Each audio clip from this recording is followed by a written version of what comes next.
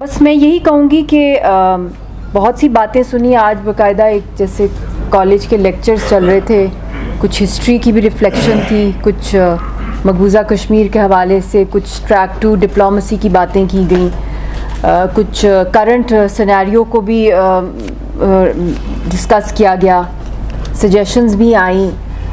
बहुत सी बातें हैं, बहुत सी खामियां हैं, मगर क्योंकि मैं भी एक छोटी सी स्टूडेंट हूँ हिस्ट्री और पॉलिटिक्स की, मेरी अपनी जो ऑब्जर्वेशन है, क्योंकि मैं इस वक्त इंटेलेक्चुअल्स में बैठी हूँ, एड्रेस कर रही हूँ आप लोगों को, जो थिंकर्स हैं, जो राइटर्स हैं, रिसर्च करते हैं। ऐसे ही नेट ऑन नहीं किया कि बस सिर्फ कुछ सर्च का बटन ऑन किया और जो इन्फॉर्मेशन ली उसको रट लिया, बल्कि आप लोग जर्नलिस्ट जो होते हैं, आप एक पूरी आपके पास एक बैकग्राउंड, एक रिसर्च होती है, करंट इम्पैक्ट्स होते हैं, और स्पेशली जो ये कॉन्फ्लिक्ट जोन्स होते हैं और फ्रीडम स्ट्रगल्स होती हैं, इसके हवाले से जर्नलिस्ट की एक बहुत मेजर रोल होती है। जो अभी हफीज़ साहब ने भी बात किया कि इस दौर का बहुत बड़ा जो वेपन है, और जो पिछले उन्हें भी कहा हाइब्रिड वॉर या सोशल मीडिया या मीडिया साइंसेस के थ्रू हम लोग कुछ ऐसी चीज़ दुनिया तक पहुंचाएं जो जिस तरह एक झूठा मंजन जो है वो हिंदुस्तान बेचता है पूरी दुनिया के अंदर, और अपने एक झूठा फॉल्स फ्लैग ऑपरेशंस के अलावा ये भी फॉल्स फ्लैग ऑपरेशंस हैं। कश्मीर फाइल्स जैसी एक मूवी लॉन्च की जाए जिसके थ्रू दिखाया जाए कि जो पूरा जो वहाँ पे एथनिक क्लेंजिंग का जो सारा जो ब्लेम है वो कश्मीरी मुस्लिम लीडरशिप पे डाल दिया जाए। ख़ास तौर पे उसमें जो विलन दिखाया है उसकी शक्ल भी काफ़ी कोशिश की है उन्होंने एक बड़े अजीब से वे में यासीन साहब से मिलाने की, और जो हाजी ग्रुप की तुराबी साहब ने बात की, जो पायनियर्स थे आर्म स्ट्रगल के, जावेद मीर साहब, यासीन साहब, अशरफ साहब, तो ये जो 4 लड़कों का ग्रुप था, और फिर इन्होंने उसके बाद जब सब शहीद हो गए, यासीन साहब बच गए, और फिर उन्होंने जो वक्त का जो तकाजा था उन्होंने देखा, और जब दुनिया ने उनको कन्विंस किया, आप जैसे इंटेलेक्चुअल्स ने जेलों में जाके उनको कहा कि आप एक पुरअमन तहरीक, और इसके अंदर बाहर की दुनिया भी बहुत इन्वॉल्व थी, वेस्टर्न वर्ल्ड भी था, इंडियन और कश्मीरी इंटेलेक्चुअल्स और डिप्लोमेट्स भी थे यूरोपियन कंट्रीज़ के, अमेरिका के, कि आप एक पुरअमन तहरीक का अलम उठाएं, और क्योंकि आप फाउंडर हैं आर्म स्ट्रगल का, तो ये करेंगे तो दुनिया आपकी बात सुनेगी, और ये आपकी मोड बदल जाएगा कि आप वेपन की जगह आप एक सियासी लीडर की तरह आप जो है एक अपनी कौम की आवाज़ बनेंगे। तो वो तब से लेकर अब तक आप देख रहे हैं, उससे पहले भी बहुत बड़े बड़े सियासी लीडर्स वहाँ आए, और अभी हाल ही में शहीद हुए सईद अली गिलानी साहब, जो उनकी जस्त खाकी के साथ जो कुछ किया गया, अशरफ सहराई साहब को जहर दे दिया गया। ये मैं पुरअमन सियासी तहरीक की बात कर रही हूँ कि क्या उनके साथ हुआ। मकबूल बट शहीद के साथ जो फांसी दी गई, अफजल गुरु को फांसी दे दी गई, फिर उसके बाद आसिया अंद्राबी साहिबा इस वक्त तिहाड़ जेल में है, फहमीदा सूफ़ी साहिबा हैं, उनकी भी बहुत हालत बहुत ही अलील है। फिर उसके बाद शबीर शाह साहब हैं, वो भी जेल्ड हैं, मुसरत आलम, जिसका भी आप नाम ले लें जो इस पुरअमन तहरीक का जो सिंबल हैं, तो सारी तहरीक को लीडरलेस बनाने के लिए इस वक्त जो करंट सिनेरियो है हिंदुस्तान का, एक तो उन्होंने 10 लाख से ज़ायद अपनी दहशतगर्द आर्मी तो डाल ही दी है, मगर उसके साथ साथ उन्होंने 50 लाख जो वहाँ पे इंडियंस को वहाँ डोमिसाइल्स इशू किए हैं, वहाँ की मलकियत के राइट्स दिए हैं, वहाँ पे उनको ओनरशिप के राइट्स दिए हैं, उनको वोटर राइट्स दिए हैं। हालांकि आज़ाद कश्मीर में कोई पाकिस्तानी ना ज़मीन ले सकता है, ना वहाँ पे कोई वोटर राइट है किसी के पास, ना स्टेट सब्जेक्ट मिल सकता है। अब गिलगित बल्तिस्तान की भी जो उन्होंने बात की है, क्योंकि मैं एक जितना भी बात मैं सुनती हूँ, बहुत से लोगों को मैं मिलती हूँ गिलगित बल्तिस्तान से, आज़ाद कश्मीर से भी, एंड आई थिंक कि बहुत सा सब्सटेंस है इस बात के अंदर कि with in the parameters sky should be the limits for the constitutional rights of the people of Gilgit Baltistan, for Azad Kashmir के लोगों के लिए, पर एट द सेम टाइम जो सबसे बड़ी अम्ब्रेला है उसके ऊपर वो यूएन की करारदादें हैं। और मेरे एक पिछले स्पीकर ने बात की कि 3 स्टेजेस थी यूएन करारदादों में, इंडिया लेकर गया, फिर शिमला आया, शिमला के बाद फिर 5 अगस्त।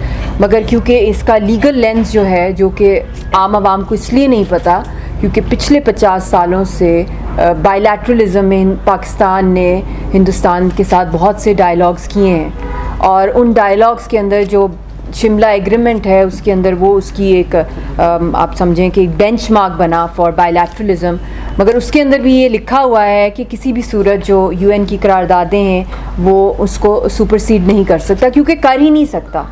ये भी मैं आपको करेक्ट करना इसलिए चाहती हूँ क्योंकि ये लीगल वर्ड्स हैं, क्योंकि जितना हम प्रिपेयर्ड नहीं होंगे उतना दुश्मन फ़ायदा उठाएगा, क्योंकि ये नलिफाई यूएन की करारदादें सिर्फ़ और सिर्फ एक ही सूरत में हो सकती हैं जब यूनाइटेड नेशंस, पाकिस्तान, इंडिया और जो प्रिंसिपल पार्टी है कश्मीरी इकट्ठे इसको नलिफाई नहीं करते। तो तब तक ये फुली इंटैक्ट हैं। ये बदकिस्मती है कि हमने आज तक लीगली इंटरनेशनली अपना केस नहीं लड़ा। हम ये गाजर मूली के ट्रेड्स में रहे, हम कॉन्फिडेंस बिल्डिंग मेजर्स में रहे, हम लोग एक दूसरे का ट्रस्ट डेफिसिट और बहुत ग्लोरीफाई किया कि हमारी हिस्ट्री ये हमारा वो, हम लोगों को अमन चाहिए, न्यूक्लियर वॉर नहीं होनी चाहिए। बहुत सी मैं समझती हूँ कन्फ्यूजन्स में रहे। और 50 साल एक आधी सेंचुरी होती है कश्मीरी कौम, और आप ये क्रेडिट दें कश्मीर के हुर्रियत रहनुमाओं को कि उन्होंने इस डायलॉग के अंदर रुकावट नहीं डाली। 50 साल गिलगित बल्तिस्तान में 10 लाख हिंदुस्तान की दहशतगर्द आर्मी नहीं है, आज़ाद कश्मीर में हिंदुस्तान की दहशतगर्द आर्मी नहीं है।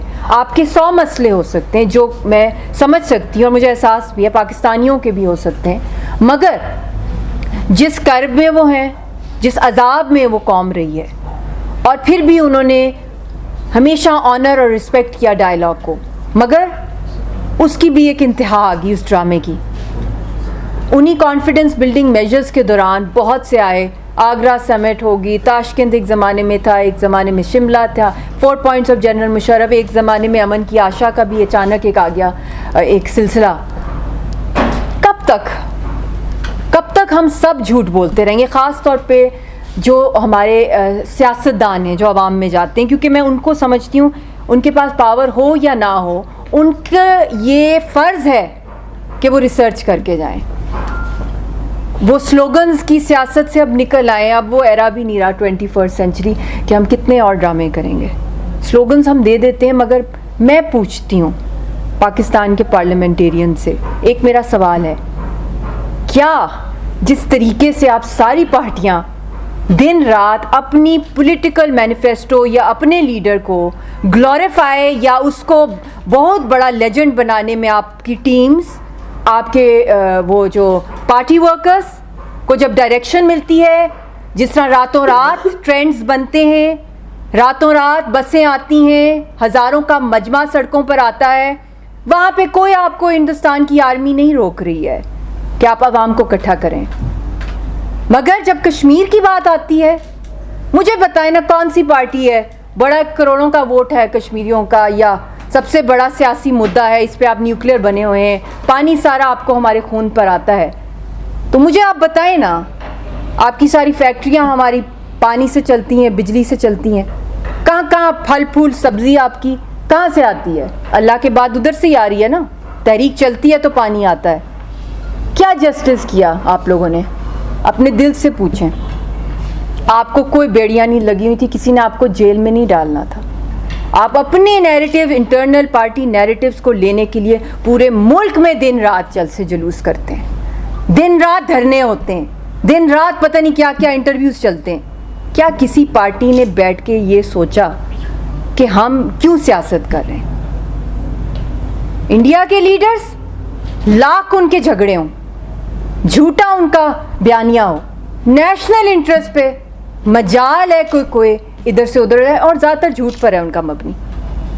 दुनिया में एक इंडियन बन के जाता है, बीजेपी का नहीं जाता, कांग्रेस का नहीं जाता।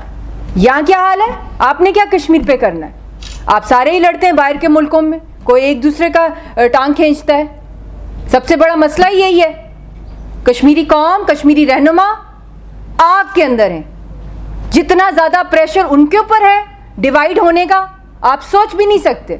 वो एक है, तहरीक एक है, राइट टू सेल्फ डिटर्मिनेशन, रायशुमारी, वो तो नहीं हिले।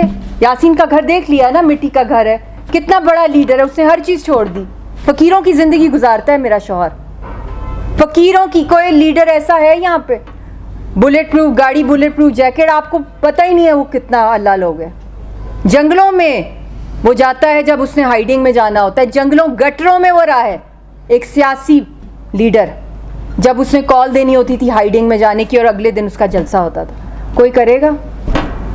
आपको तो गटर में नहीं जाने की ज़रूरत, आपको तो नहीं जंगलों में भागना कि आपको पाकिस्तान की आर्मी पकड़ लेगी अगर आपने कश्मीर की कॉल दी। कब आप निकलेंगे? ये आपका फ़र्ज़ है, आवाम का नहीं। आवाम तो मैं जहाँ जाती हूँ कहते हैं मैडम आप आवाज़ दें, हम निकलेंगे। ये फ़र्ज़ पहले आपकी सियासी पार्टीज़ का है कि वो मोबिलाइज़ करें ओपिनियन को। ओपिनियन मेकर्स आप बनते हैं। आप एक दो यहाँ पे कंटिन्यूस करते हैं ना, 5 फरवरी की बात है, वो आवाम का दिन है, वो आप छोड़ दें कि किसी पार्टी ने बयान दिया कि नहीं। आपका फ़र्ज़ है कि सारा साल आप दुनिया में वर्ल्ड लीडर्स को आप मिलने जाते हैं, उनसे राब्ते किए जाते हैं अपनी जब ये पार्टीज़ का होता है। मगर कश्मीर के हवाले से पूरा साल कौन करता है? करती हैं पार्टीज़, मैं ये नहीं कह रही, मगर जिस तरह आप अपनी कैंपेन्स करते हैं अपने आप को, तो आपको भी मैं चाहती हूँ कि आप थोड़ा सा टाइम अपने हाइब्रिड सोशल मीडिया कैंपेन्स और थोड़ी सी टांगें हम हिला के हम बाहर सड़कों पे लोगों को इकट्ठा कर लें, थोड़ी लोगों को बुलाएं और दुनिया को पैगाम दें। अगर या तो कह दें कि लीडर लेस है पाकिस्तान, तो चलो और बात है, फिर हर कोई अपनी अपनी गली में निकालता रहे जुलूस। तो ये बहुत बड़ी ज़रूरत है कि एक लीगल टीम हो। फॉरेन ऑफिस को भी मैंने बहुत दफ़ा कहा है कि आपके पास इस वक्त जब से 5 अगस्त का हुआ है उसके बाद एक ही काम आपका होना चाहिए कि आप एक लीगल सेल बनाएं फॉरेन ऑफिस के अंदर। इंटरनेशनल लॉ, ह्यूमैनिटेरियन लॉ के ऊपर खुदाया 50 साल आपने डायलॉग बाजी को सारी पार्टियों ने दिए हैं, सारियों ने दिए हैं कि जंग ना हो, अमन हो, कश्मीरियों को अमन मिले। अब आप 50 साल तो नहीं, इतना रह ही नहीं सकता। 2 सालों के अंदर इंडिया ने एक मेजॉरिटी वहाँ बन जाना है, सारी लीडरशिप को ज़िबा कर देना है। कम से कम 1-2 साल आप पूरी दुनिया के अंदर हंगामी सूरत हाल में डेलीगेशंस भेजें और यूनाइटेड नेशंस में लॉबी करें कि हक़ खुद इरादियत दिया जाए। क्योंकि यूएन को भी कन्फ्यूजन रही 50 साल कि बायलैटरलिज्म में ही आप लोग घूमते रहे। तो आप वर्ल्ड को भी नहीं ब्लेम कर सकते, ठीक है? वर्ल्ड को भी जब भी आप बुलाते थे कि भी आपस में हमें बिठा दें। अब तो शहरग ही कट गई है, अब तो 5 अगस्त हो गया, सारी चीज़ें उसने फाड़ के फेंक दी हैं आरएसएस के टेररिस्ट मोदी ने। होश के नाखून लें हम लोग। और कितना जुल्म तो इतना है कि वो सोच भी नहीं कोई सकता। वो बात नहीं है, ना जुल्म की बात है, ना बहादुरी की बात है, ना दिलेरी की, अक्ल की बात है और वक्त है।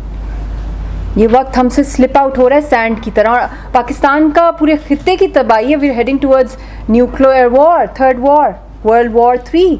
27 फरवरी को यही हुआ था कि न्यूक्लियर कोड्स एक्सचेंज हुए थे 2019 को। ये कांग्रेस नहीं है, ये आरएसएस है, हिंदुत्वा है, ये एक फैशिस्ट टेररिस्ट हैं।